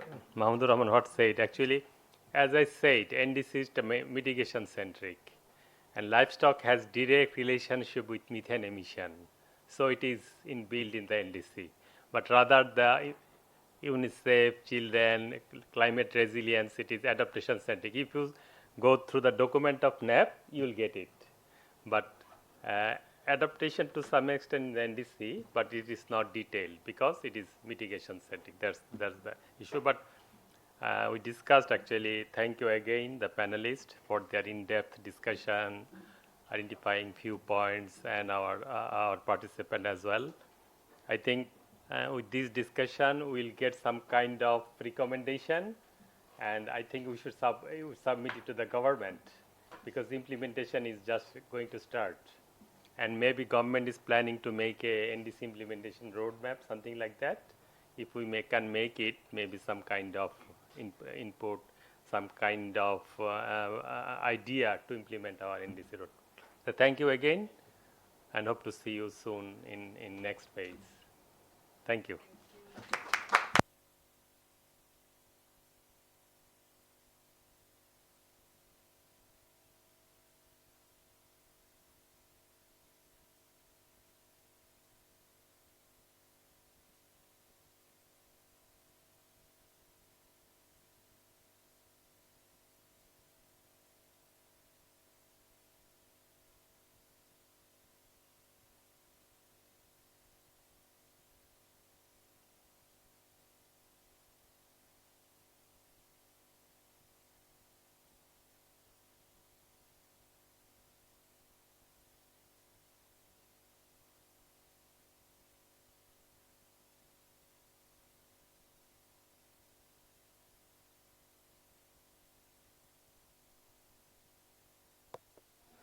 আমরা next session 5টায় শুরু করব।